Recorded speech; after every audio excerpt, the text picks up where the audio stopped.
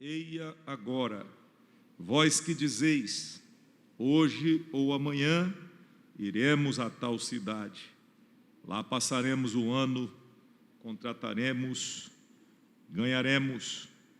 Digo-vos, pois, que não sabeis o que acontecerá amanhã, porque o que é a vossa vida? É um vapor que aparece por um pouco e depois se desvanece. Em lugar do que devias dizer, se o Senhor quiser, se vivermos, faremos isto ou aquilo. Mas agora, vos gloriais em vossas presunções, toda glória tal como esta é maligna. Aquele, pois, que sabe fazer o bem e o não faz, comete pecado. Amém? Você pode assentar no seu lugar.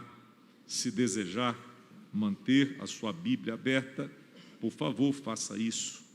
Meus irmãos, com muita alegria nós temos conosco a missionária Késia, irmã da irmã Keila Alves. Ela é neta do pastor Manuel Teixeira. Deus abençoe. Eu estive lá há uma semana atrás, lá em Airituba. Pastor Manuel é uma pessoa da nossa mais alta estima. É um homem de Deus, nos seus 90 e tantos anos. A senhora é bem-vinda aqui. Deus abençoe. Também a irmã Débora fala que o seu filho Yuri está na UTI. Ela pediu licença para sair da UTI e vir para o culto, está acompanhando o filho. E pneumonia dupla. Precisamos orar. Há uma crise grande, muita gente com problemas respiratórios. Nesse tempo, vamos orar pelo Yuri, filho da irmã Débora também. E bom que nós estamos aqui, e aqui é um lugar de socorro. Aquele que precisa de ajuda pode pedir ajuda do Senhor, porque o Senhor é o nosso socorro bem presente na hora da tribulação. Tiago, no capítulo 4, é uma palavra que vem em direção a nós como confronto, uma palavra confrontadora. Esta palavra, se fôssemos dar um título para esta mensagem, nós poderíamos falar da falibilidade dos projetos humanos, e esta é a epígrafe usada na Bíblia de Estudo, na Almeida Revista e Corrigida, a versão oficial das Assembleias de Deus. Os projetos humanos são falhos. Em outra situação, poderíamos falar a respeito da vida com as suas incertezas. A vida é incerta, não sabemos o que vai acontecer amanhã. A vida é imprevisível. Poderíamos abordar sob esse aspecto. Também poderíamos fazer um paralelo entre os planos humanos e a vontade de Deus.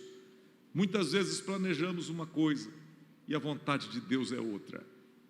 Fazemos as contas, preparamos tudo, mas estamos sujeitos a situações imprevistas e muitas delas ligadas à própria vontade de Deus, que está em ação contra a nossa vontade muitas vezes. Tiago 4 é uma mensagem que nos faz pensar sobre essas coisas. Quem era Tiago? Tiago aqui era o irmão do Senhor. Parece que houve um barulho aí no ar, né, condicionado. Se precisar desligar, fiquem atentos. Ele soltou uma fumaça ali, mas isso deve ser poder, né? Fogo, né? Fogo está chegando no ar condicionado. Vamos ficar atento aí, pessoal. Se precisar, é só entrar em ação para ninguém dar nenhum ataque e sair correndo aqui. Tiago é meio irmão de Jesus. Tiago, segundo Mateus 13:55, está no rol daqueles que são os irmãos do Senhor. Segundo João escreveu, no capítulo 7, Tiago e seus irmãos não creram em Jesus quando ele foi na sua terra. E Jesus chega a dizer que o profeta não tem honra na sua própria casa. Tiago é um convertido tardio. Ele se converte depois que Jesus cumpre o seu ministério, Jesus morre, Jesus ressuscita, e aparece Tiago convertido. Parece-me que foi alguém que precisou ver para crer, que mesmo sendo irmão do Senhor, precisou caminhar e ver o que estava acontecendo até ser convencido pela verdade. Esse Tiago se torna um crente tão convicto que ele vai se tornar um líder da igreja de Jerusalém. Se torna um homem que a Bíblia diz que era uma das colunas da igreja, junto com Pedro e João. E na época que ele aparece em cena liderando a igreja, Tiago, o apóstolo, já havia sido executado por Herodes, já havia sido assassinado. E a gente vê esse homem sério, temente ao Senhor, convertido de fato, crente, convicto. A gente encontra esse homem falando a respeito das coisas que são afeitas à nossa vida. Esta epístola é escrita para os crentes dispersos depois da morte de Estevão. Nós já pregamos sobre Atos aqui 10 mensagens, falando da perseguição, a conversão de Saulo, Filipe em Samaria, Pedro na casa de Cornélio, o envio dos missionários em Atos 13, ou seja, já discorremos 10 mensagens aqui a respeito do início da igreja, e aqui a gente encontra Tiago, irmão do Senhor, falando para os crentes dispersos depois da morte de Estevão. Ele fala com eles nos seus primeiros capítulos, e a gente já entra no assunto de hoje. Ele fala a respeito do fato de que eles devem suportar alegremente as tentações, as aflições, porque a fé exige perseverança. Precisamos ser perseverantes. Tiago se converteu mais tarde, mas era convicto de que Jesus era a resposta para as necessidades daquele tempo. E a carta que ele escreve deixa muito claro para nós que Jesus também é a resposta para nós hoje, é a resposta agora.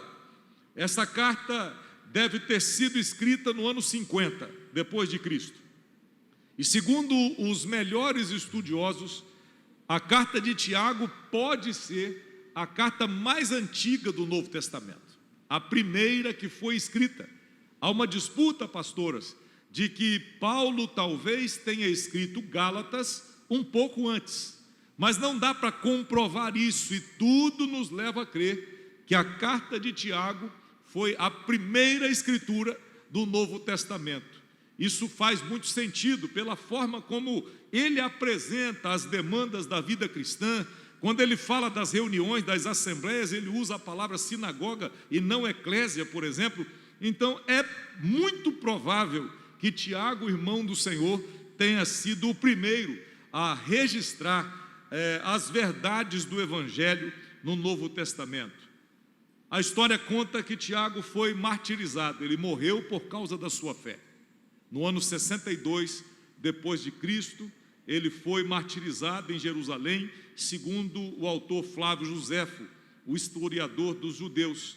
E essa carta é uma carta de encorajamento, falando dos aspectos práticos da vida cristã. Para viver a vida cristã, nós somos chamados a viver com coragem. O encorajamento é necessário. E quando chegamos ao capítulo 4, ele começa, se você pegar a sua Bíblia, estiver com ela aberta, ele começa dizendo que nós devemos resistir às paixões. E ele vai falar a respeito, por exemplo, no capítulo 4, versículo 1 e 2, ele diz que nós devemos renunciar aos conflitos. Ele fala das pelejas que acontecem entre o povo, e ele diz que isso vem dos deleites, dos membros que guerreiam.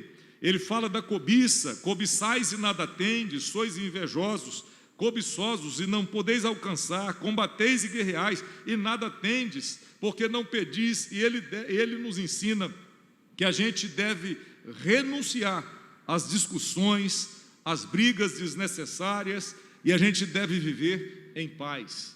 Na verdade, o poeta, cantor cristão Thales Roberto, que não é unanimidade, tem gente que gosta e gente que não gosta, mas tem uma letra de uma música que ele canta que diz que é fácil demais viver em paz, a gente é que complica tudo. E essa é uma verdade. Quantas vezes precisamos viver em paz, mas acabamos complicando as coisas.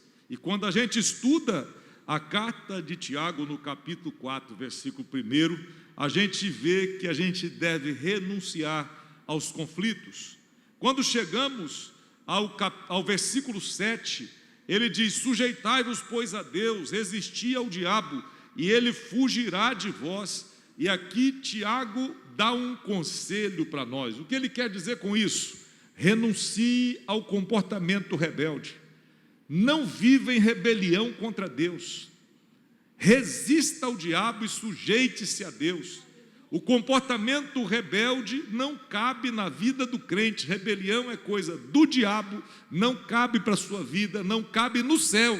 Nós precisamos renunciar ao comportamento de rebelião, sujeitando-nos a Deus e resistindo ao diabo.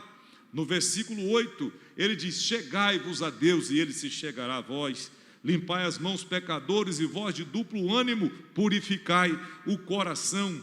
E aí ele nos diz que devemos apressar em chegar perto de Deus, ter vontade de chegar perto de Deus, ter o desejo de estar próximo de Deus. Muitas vezes temos desejo de tanta coisa, planejamos tanta coisa e nos esquecemos de que a nossa prioridade é ficar perto de Deus. A nossa prioridade deve ser chegar perto do Senhor, e ele diz que a gente deve chegar a Deus. Por quê? Porque ele se chegará a nós. Nada torna um homem mais santo do que andar com Deus.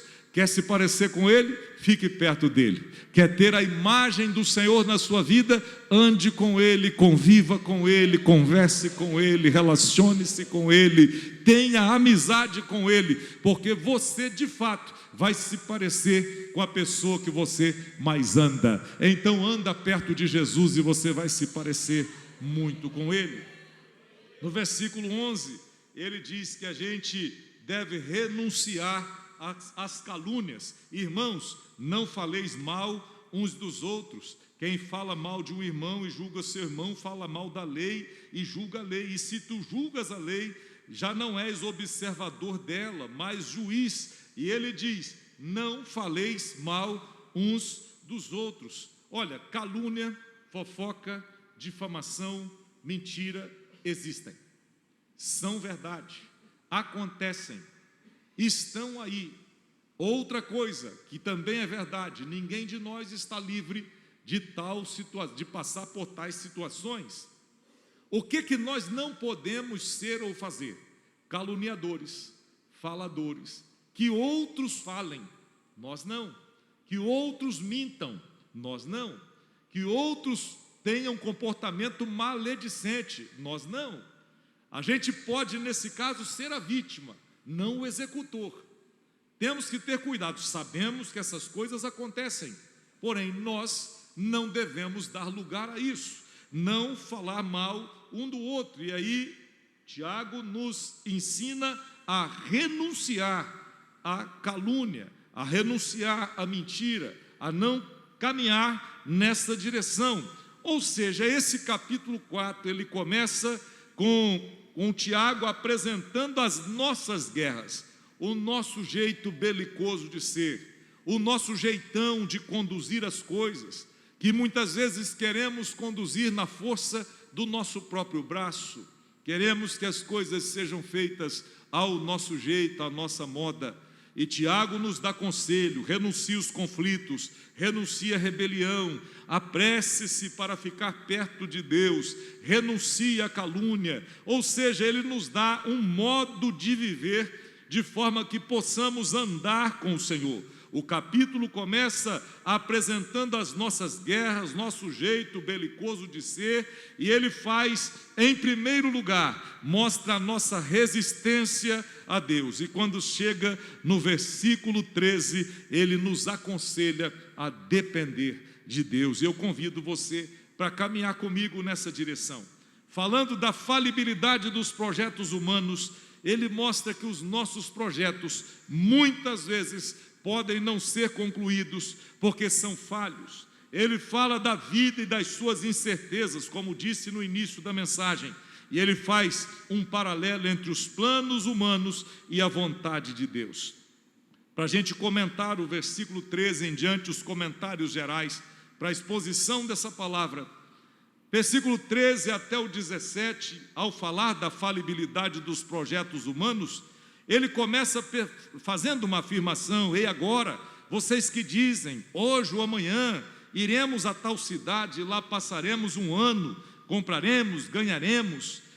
Digo-vos que vocês não sabem o que acontecerá amanhã. Uma afirmação que me chama a atenção nesse momento. É um ato de mundanismo fazer planos sem consultar o Senhor. É um ato de mundanismo do coração fazer planos sem consultar a vontade de Deus. E nós somos mestres em fazer tal coisa. Existem situações que nós pensamos, nós planejamos, nós fazemos, nós decidimos, e depois a gente vai ter que pedir oração por elas. Tem coisa que a gente paga para ver, que a gente vai, a gente quer que Deus só fique carimbando, aprovado, aprovado. A gente escolhe e quer que Deus chancele as coisas. E depois vamos ter que pedir oração por aquilo que fizemos sem consultar o Senhor. A gente vê isso muito no dia a dia da igreja, vivendo com os irmãos, aconselhando os irmãos, orando com os irmãos, chorando com os irmãos. A gente vê muito isso. Muitas coisas poderiam ser evitadas se consultássemos a Deus. Muitas situações adversas que você hoje está orando por elas poderiam ter sido evitadas se você tivesse tido o mínimo de bom senso de perguntar ao Senhor se aquela situação deveria ser feita ou vivida. É um ato de mundanismo e de rebelião contra Deus fazer os nossos planos sem consultar ao Senhor. Outra coisa, fazer os nossos planos sem consultar ao Senhor é um ato de presunção humana. Já viu que a gente às vezes é presunçoso? A gente gosta de estar no controle, ignorando Deus diante das circunstâncias da nossa vida. Somos presunçosos a ponto de dizer: eu mando no meu nariz, eu faço o que eu quero. E Deus nos deu a condição de tomar as decisões. E Deus nos permite que tomemos as decisões a cada dia. E as decisões às vezes são simples. Por exemplo, qual sapato você vai usar, qual gravata você vai colocar, qual a roupa você vai usar amanhã. São decisões corriqueiras pelas quais Deus não vai te responsabilizar, a não ser que você decida colocar uma roupa indecente, por exemplo, que não glorifique a Deus, que você use algo imoral, que vá despertar luxúria, cobiça, pecado, sensualidade. Isso sim implica em questões de fé e de vida cristã. Mas se não for isso, Deus não vai se importar se você vai usar um sapato preto ou um sapato marrom. Mas existem decisões que elas não estão ligadas apenas às coisas comuns. Muitas vezes a presunção humana nos faz tomar decisões que afetarão a nossa alma e que nos trarão consequências eternas, que nos farão colher frutos amargos muitas vezes. Existem situações que a gente observa e sabe que vai dar errado, vai dar problema. E diante de tal situação, muitas vezes, conselhos são dados. E existem situações as quais eu com os pastores passamos muito por isso, quando chegam algumas situações que a gente tem que entrar, aconselhar, orar. Aí depois que passa a gente diz assim: eu avisei. Eu avisei. Com pessoas que a gente tem liberdade, a gente até diz: fulano, você foi avisado. Mas agora a gente tem que encarar o problema. A gente gosta de ter o controle, por presunção a gente acha que está no controle de tudo, mas a vida não é um videogame. A vida não é um eletrônico, que você pega aquele dispositivo, aquele jogo eletrônico, aquele jogo online, e você vai estar no comando, no controle. Abro aqui um parêntese. Esta situação está tomando a vida de muita gente, não é só adolescente e jovem, homens casados, passando noites no jogo, sem dar assistência à família, estando no controle daquela situação e perdendo o controle da casa, perdendo o controle dos filhos. Mas a vida não é um videogame. Você não está no controle de todas as coisas. Não é uma partida de um jogo online que você está jogando aqui com alguém lá do outro lado do mundo, e sem falar dos jogos perigosos, que as pessoas estão envolvidas até o pescoço, com coisas diabólicas, satânicas. Nós pensamos que a vida é um jogo com controle remoto, com um dispositivo que a gente pode ligar ou desligar. A vida não é um videogame. Não há um equipamento, um dispositivo para você controlar as ações. Mas pelo contrário, quando fazemos escolhas, as escolhas trarão reflexos. Eu falo para jovens, falo para adultos, para pessoas que já passaram das décadas de vida, da metade da vida, e outros que estão apenas começando. O que é a vossa vida? Você vai dizendo, eu vou, eu faço, eu escolho, eu vou para tal lugar. Há um samba, um poeta popular que pergunta, dizendo, como será o amanhã? E a gente vê as rodas de samba, as pessoas cantando na televisão, e as pessoas perguntam, como será o amanhã? Porque todos nós queremos saber como vai ser o amanhã. O amanhã será o que você plantar hoje. O amanhã será feito das escolhas que você fizer agora. Como será o amanhã? O amanhã começa hoje. Com as decisões que você tomar, você constrói amanhã. E alguém chega diante de nós, os pastores, e fala assim, pastor, não sei por que está acontecendo assim, do nada surge. Nunca é do nada. Nunca é do nada. Nunca. Como será o amanhã? O sambista pergunta e eu respondo, o amanhã será de acordo com as sementes, com as escolhas que você fizer agora. As decisões que você tomar agora vão dizer como vai ser o seu amanhã. Quando a gente chega no versículo 13 até o 16, Tiago não está condenando que a gente faça planos. Claro, você precisa ser organizado, precisa planejar as coisas, precisa minimamente ter uma ideia do que vai fazer.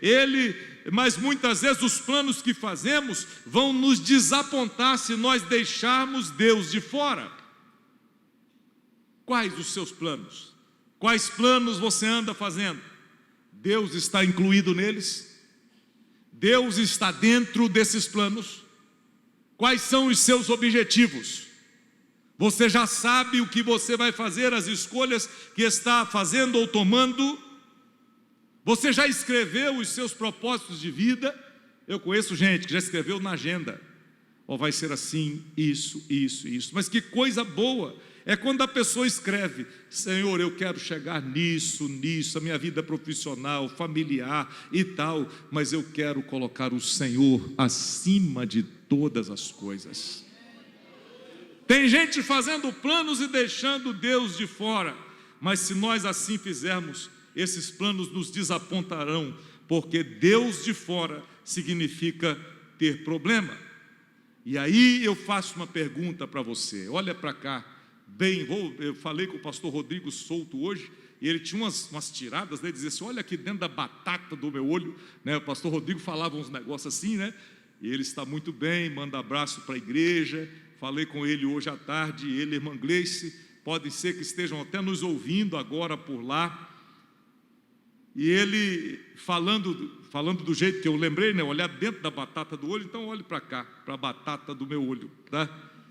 O que você gostaria de estar fazendo amanhã?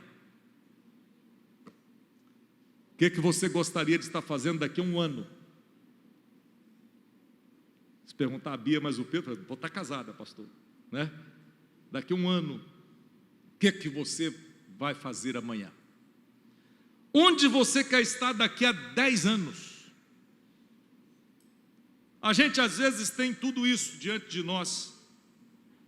Mas o que você vai fazer se Deus de repente reorganizar os seus planos? E você pensa estar em tal lugar e não estiver. Você pensa em fazer algo e não acontecer. A minha pergunta é: Deus pode reorganizar os seus planos? Se Deus quiser fazer de outro jeito, Deus pode fazer isso?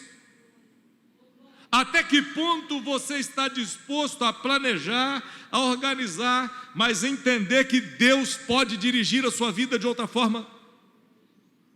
Muitas vezes nós fazemos nossos planos, nós pensamos, vamos fazendo as estratégias, a nossa vida de amanhã será as escolhas que nós fizermos agora, e nós às vezes somos irresponsáveis com essas escolhas. Versículo 14, hoje é hora para você ficar ouvindo, né? Não vai dar glória a Deus, levantar a mão, só vai pensar, só vai ficar pensando. A vida é muito curta. Olha para trás. A idade que você tem agora, fala sério, passou rápido ou não? Fala sério, nós já estamos chegando em maio. Daqui a pouco o ano já foi a metade. Mas o Natal foi agora. Passou rápido ou não? A vida é muito curta, a despeito de quantos anos a gente vai viver. Pode ser que você viva uma vida longa, que a gente entende, aquela pessoa que é octogenária, nonagenária, centenária. Tem pessoas que são robustas e elas vão muito longe, outros nem tanto, outros morrem muito jovens, muita coisa acontece. A despeito de quantos anos a gente viver, a vida é muito curta. Não se engane, pensando que você tem muito tempo. Você não tem. O tempo voa. Não temos o controle do tempo. Olhando para os jovens aqui cantando, adolescentes, jovens, o tempo vai passar depressa. Daqui a pouco você olha para trás e está com 40 anos. Daqui a pouco você olha para trás e está com 50. Passa assim, muito depressa. Fazer assim não é só cantando, vai passar muito rápido. Muito rápido. Faça uma conta comigo. A expectativa de vida de um brasileiro hoje é 76 anos. Essa é a expectativa de um brasileiro normal. 76 anos. Alguns são mais robustos, vivem mais. Mas essa é uma expectativa, e hoje ao pensar sobre essa mensagem, eu fiz umas contas. Lá na minha família, o meu avô Gideão viveu 89 anos, a avó Filhinha 83. A média dos dois foi 86. O vô Haroldo viveu 86 anos, a avó Luísa 85, a média foi 85 anos e meio. O bispo viveu 74. Eu agora estou orando para a irmã Lourdes viver muito, para a média aumentar. A irmã Lourdes ir até os 100, né? Para a régua subir. Mas a média normal de um brasileiro normal, 76 anos. É uma média. E fazendo essa conta, e eu estou orando mesmo para a irmã Lourdes viver muito, que aí a média vai, né, subir, vai ser uma bênção. Se a média for 76 anos, eu tenho 53. Vamos fazer umas contas. E essa conta é para você fazer. Se essa for a média, eu tenho 23 natais. Se essa for a média, eu vou ter mais 23 verões e 23 invernos. Mais 23 aniversários. Se essa for a média, eu vou ter mais 23 anos novos. E essa conta só diminui. Aí você olha a sua média de vida, e de repente você já passou dos 60. Quantos natais você tem para frente? Quantos anos novos? A vida vai passar depressa. Muito depressa. Esse é um artigo que nós não podemos gastar assim, sem pensar. O tempo não pode ser desperdiçado. As pessoas dizem assim: eu vou recuperar o tempo perdido.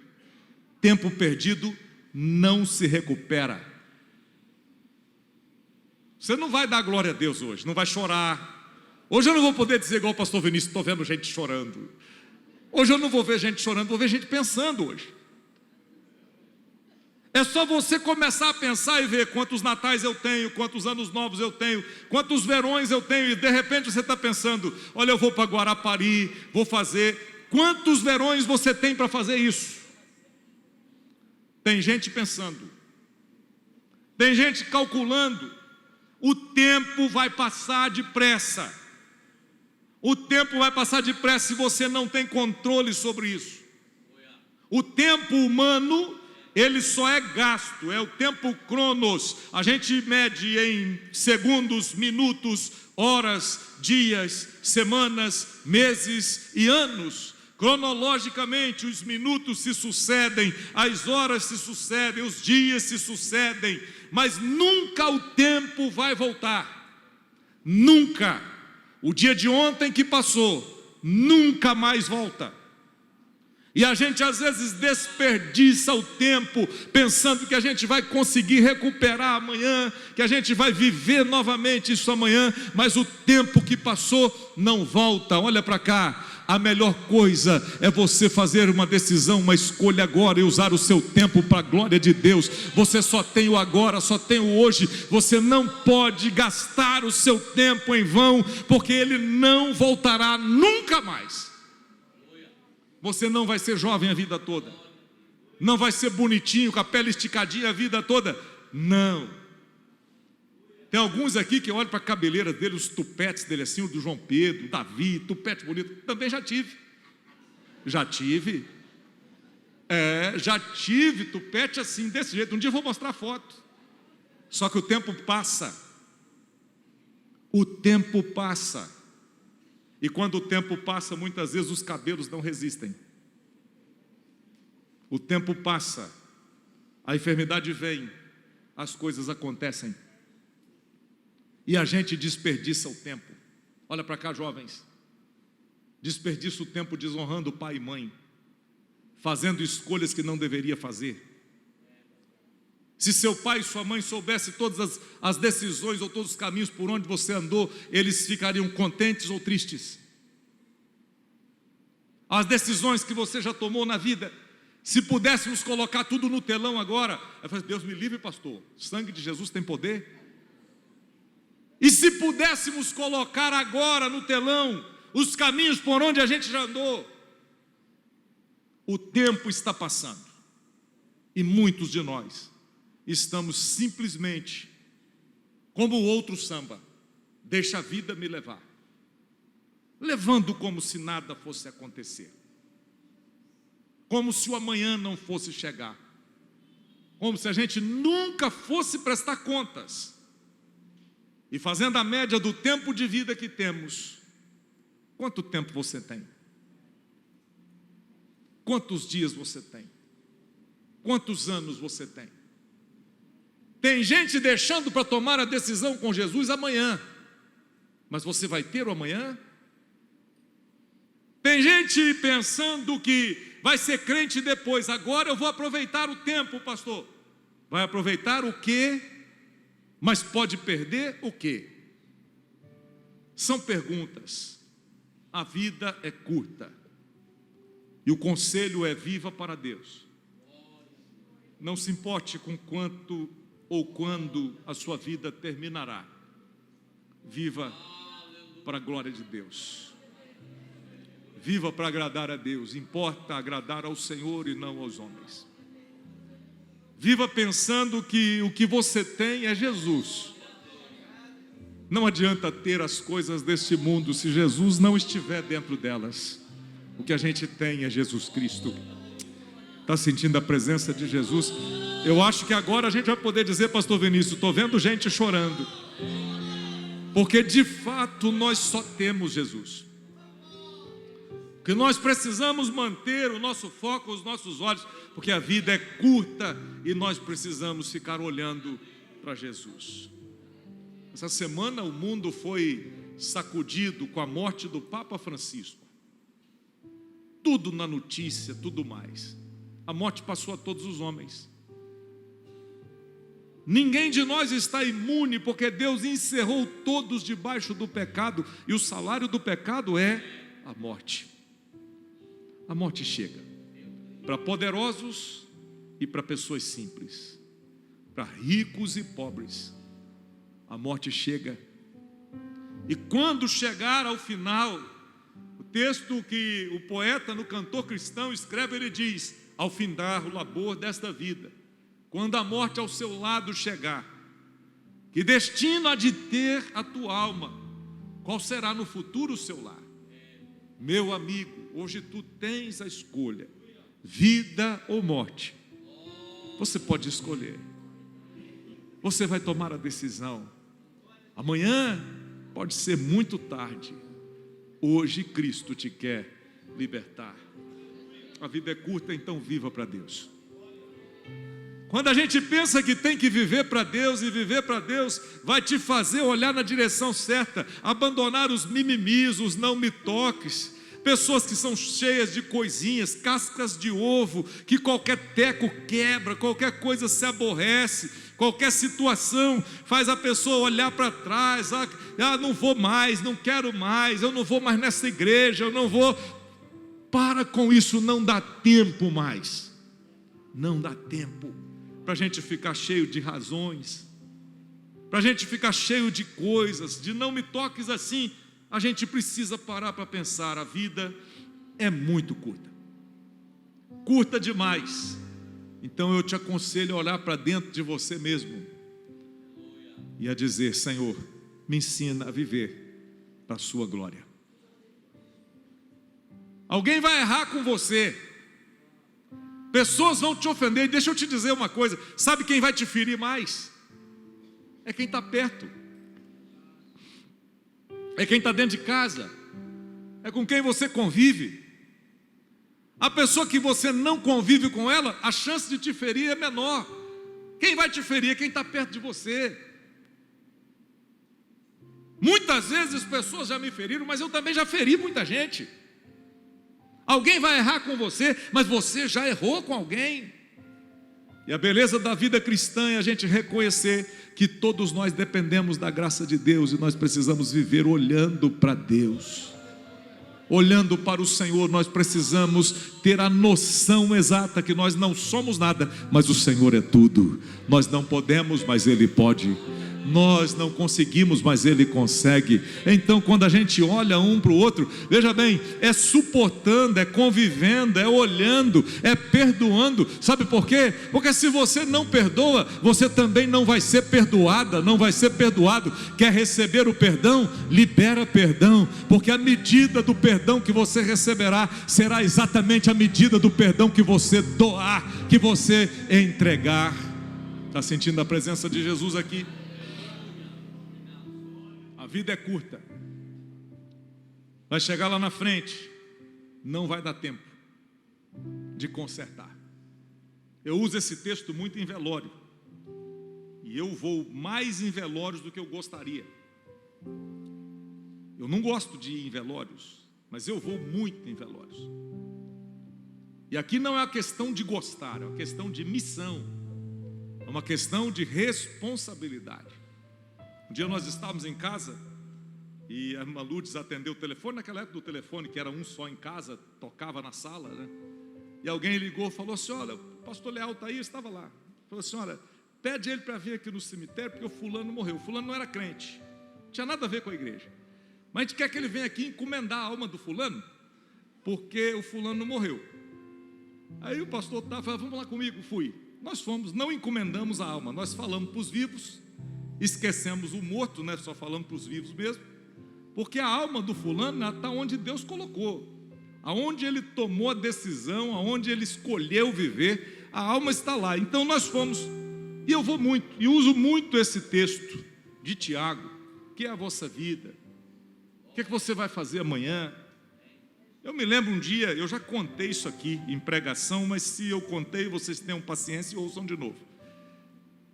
Nós fomos num velório, e eu já fui em velório calmo, e já fui em velório agitado. Já fui em velório da pessoa estar desesperada, socando a cabeça, arrancando os cabelos. E esse era um deles, um velório daqueles agitados, que as pessoas descontroladas, chorando, gritando. Tinha uma filha que, nesse velório que eu estou citando, ela teve que ser tirada da sala. Tirada porque não parava, ninguém controlava a moça. Um pai de 53 anos, que teve um infarto fulminante, que não deu tempo de chegar no hospital e morreu a caminho. E a moça estava desesperada. Por quê? Porque o pai morreu e ela estava de mal com o pai. E ela precisava de 1 minuto para consertar o que não tinha como consertar mais. Precisava de 1 minuto para dar o abraço que tinha que ser dado, para pedir o perdão que tinha que pedir, mas não dava tempo mais. Pensem num desespero. Pensem em alguém que estava descontrolada. Mas a vida é assim. Ela é curta e às vezes não vai dar tempo para a gente consertar as coisas. Às vezes não vai dar tempo para a gente pedir o perdão que precisa ser pedido, para dar o abraço que a gente tem que dar, para falar a palavra que a gente tem que falar. Então eu tenho um conselho para te dar. Ao sair daqui hoje, liga para aquela pessoa que você não fala. Ao sair daqui hoje, vai visitar a sua mãe, vai visitar o seu pai, manda uma mensagem, liga, gasta um tempo dizendo: eu te peço perdão em nome de Jesus, conserta o que precisa ser consertado, diga eu te amo, diga você é importante para mim. Faça isso enquanto você pode, porque amanhã pode ser muito tarde, não dá tempo de consertar o que precisa ser consertado. Mas hoje a graça de Deus está conosco, está em nosso meio, e o Senhor derrama um espírito de graça e de misericórdia em nosso meio, dizendo que Ele vai te dar força, Ele vai te dar coragem, e você vai fazer o que tem que ser feito, porque você não vai viver carregando remorsos, não vai viver carregando bagagens, porque a vida é muito curta e pode não dar tempo. Pode não dar tempo de consertar aquilo que você precisa consertar. E ele diz no versículo 15: mas no lugar disso vocês deviam dizer: se o Senhor quiser, e se vivermos, faremos isto ou aquilo. Não devemos agir com tolice, com independência, como o rico insensato de Lucas 12. É um princípio para a vida. Se o Senhor quiser, nós faremos. Se o Senhor quiser e se nós vivermos, nós vamos fazer. Esse é um princípio. E a nossa oração deve ser a oração que Jesus ensinou: seja feita a tua vontade aqui na terra como no céu. Nós queremos que Deus chancele a nossa vontade, mas a verdade é que a vontade que deve prevalecer tem que ser a dele e não a nossa. Já pensou se você tivesse colocado diante de Deus as suas decisões? Se você tivesse feito a vontade de Deus e não a sua? Se você tivesse deixado o Senhor agir e não você mesmo, onde você estaria hoje? A nossa oração ainda vale: Senhor, seja feita a sua vontade, assim Jesus ensinou. No versículo 16 ele diz: mas agora vocês se gloriam nas vossas presunções. Gloriar nas nossas presunções é glória maligna. Não podemos nos gloriar em nós mesmos. Paulo diz assim: longe esteja de mim gloriar-me, senão na cruz de nosso Senhor Jesus Cristo.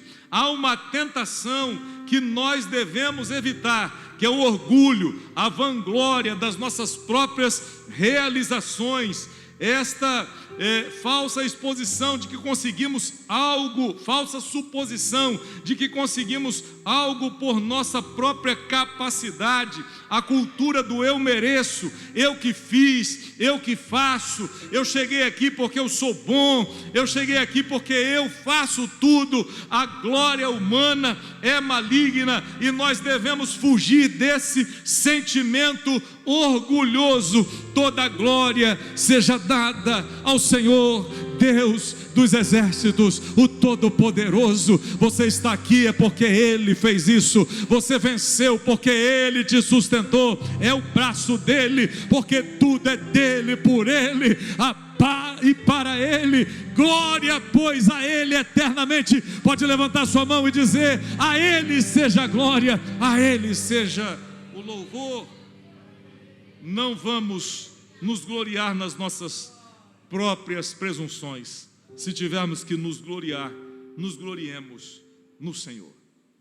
Por fim, ele diz: aquele, pois, que sabe fazer o bem e não o faz, comete pecado. Nós temos a noção de que pecado é fazer coisas erradas. A maioria das pessoas pensa assim. E de fato fazer coisas erradas é pecado. Mas também é pecado não fazer o que é certo. Pecado não é só fazer o que está errado, é deixar de fazer o que está certo. É pecado mentir, mas saber a verdade ou omitir a verdade também é pecado. O pecado por comissão é aquele que a gente faz, e por omissão é aquele que a gente deixa de fazer e deveríamos ter feito. Faça o bem, independente do custo. Faça o que é correto, independente daquilo que custar. As lições que aprendemos é que devemos viver com sabedoria, considerando a vontade de Deus. Falo para jovens, adolescentes, para irmãos e irmãs: viver com sabedoria dá trabalho. Se alguém precisa de sabedoria, peça a Deus, que a todos dará sabedoria com liberalidade. Pastor, eu preciso ter sabedoria para viver. Sim, é possível saber viver. É possível viver de maneira sábia. Moisés, o homem que mais viveu na Bíblia e morreu com 120 anos, Moisés escreveu no Salmo 90: ensina-nos a contar os nossos dias, de tal maneira que nós alcancemos corações sábios. Você já tem sabedoria para viver? Você pode dizer que você vive de forma sábia? Você consegue fazer isso? Devemos viver com sabedoria e de acordo com a vontade de Deus. E olhe cá, não adianta falar aqui, fazer cara de paisagem, cara de santo dentro da igreja, e assim, quem olha para você pensa que é o homem mais crente do mundo, e não ser lá fora, e não ser em casa. Qual o testemunho que está sendo dado para a sua família? O que a sua esposa pode dizer de você? O que o seu marido pode dizer de você? O que os seus pais podem dizer de você? Você vive de forma sábia? Não devemos ser presunçosos. Tudo que temos e somos, devemos a Deus. A outra lição é que devemos considerar isso. Se Deus quiser, se for a vontade de Deus, nós viveremos, faremos, seremos, iremos. Tudo para a glória dele. A vida é incerta, mas Deus não é. A vida é imprevisível, mas Deus não é. Você não tem o controle da vida e nem das coisas, mas Deus tem.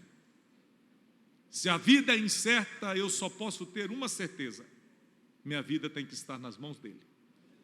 Porque se não estiver nas mãos dele, não será algo bom. A vida é incerta, mas Deus não é. Então, faça o bem.